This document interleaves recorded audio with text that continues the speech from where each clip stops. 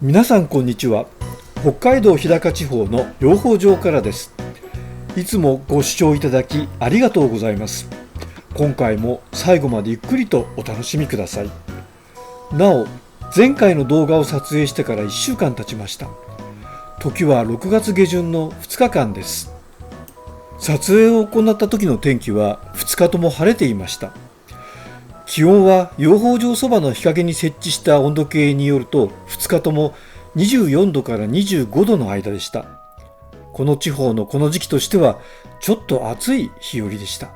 1週間前の前回の動画では、この時期の主な蜜源植物であるクローバーの花が満開であることをお伝えしました。しかし、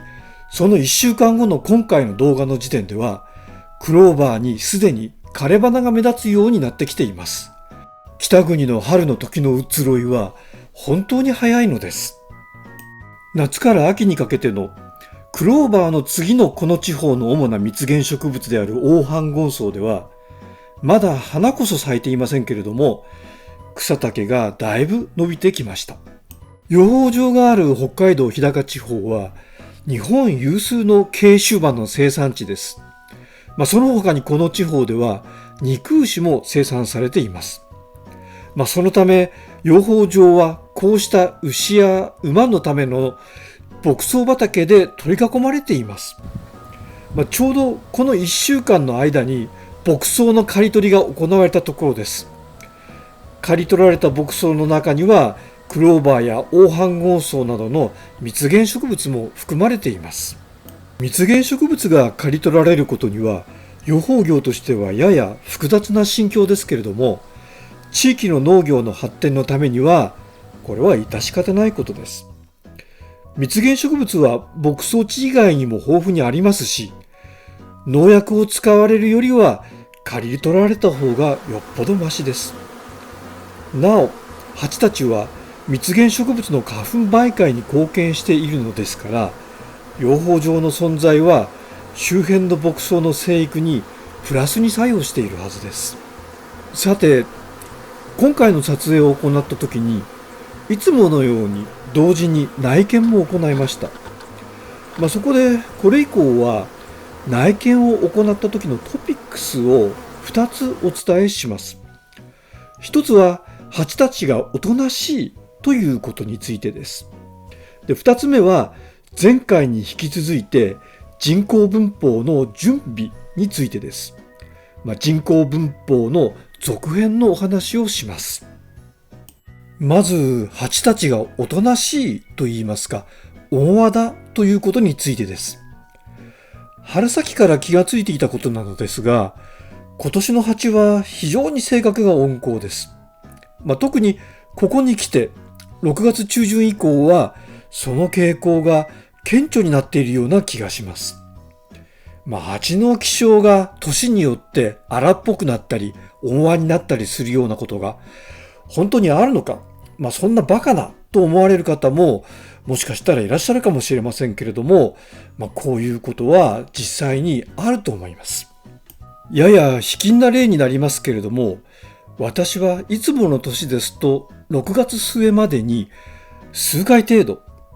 いや多い年には10回程度は蜂に刺されてきたと思います。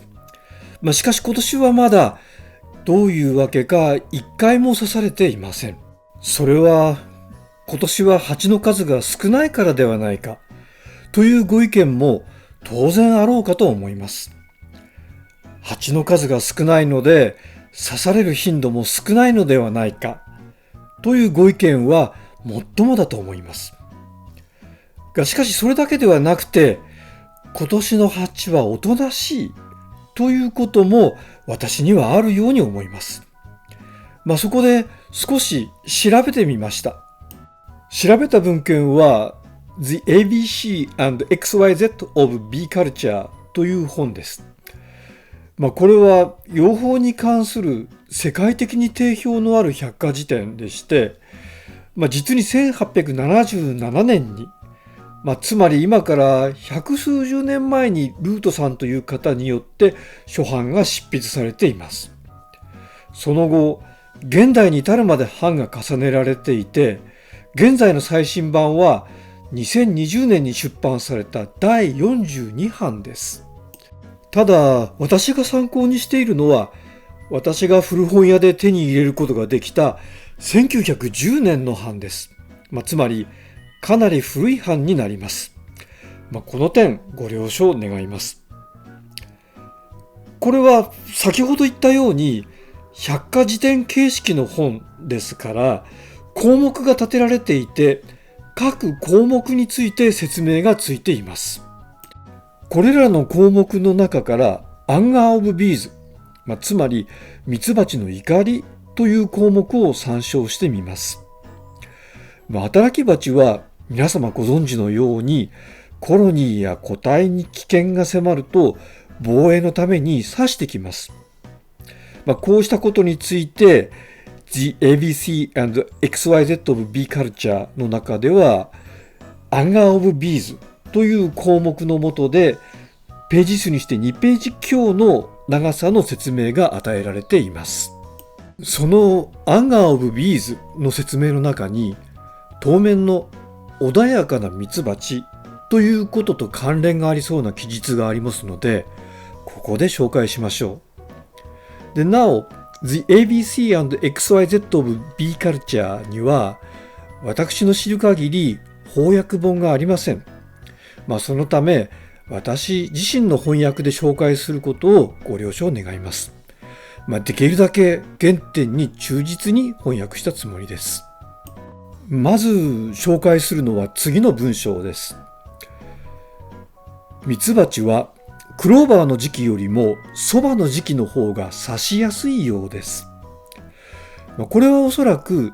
クローバーは一日中蜜を出すのに対してソバはほとんどの地方で朝と夕方に1、2時間蜜を出すだけだからです。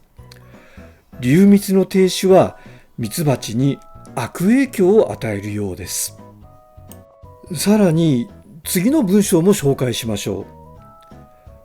巣箱が一つしかなく、近所にミツバチを飼っている人がいない場合、それはまるで孤島のロビンソン・クルーソーのようです。盗みを働く機会はなく、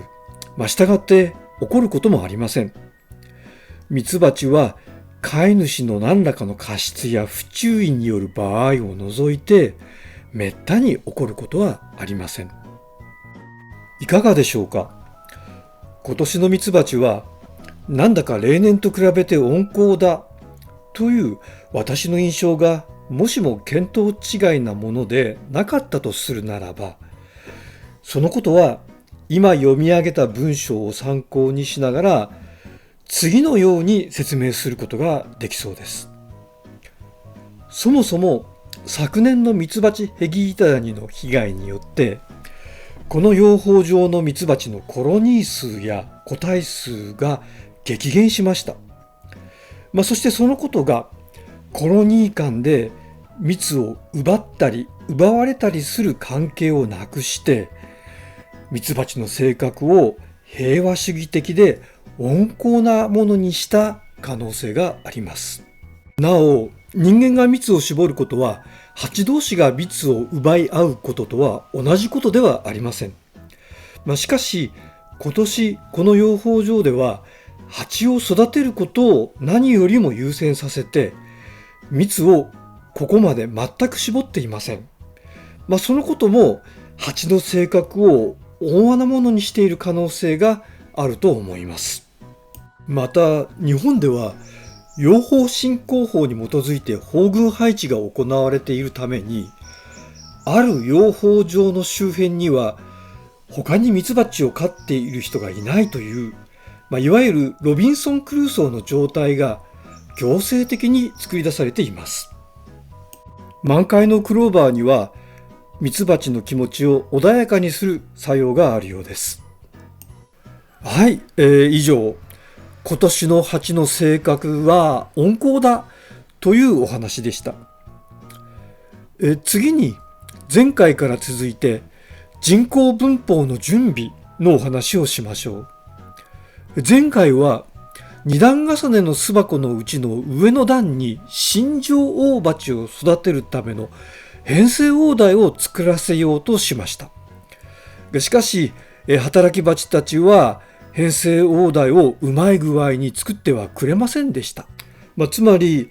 前回の人工分蜂の準備は失敗したわけです。そこで今回新たにもう一枚産みつけられたばかりの卵がついている巣板を下の段の巣箱から上の段の巣箱へと上げました。これはもちろん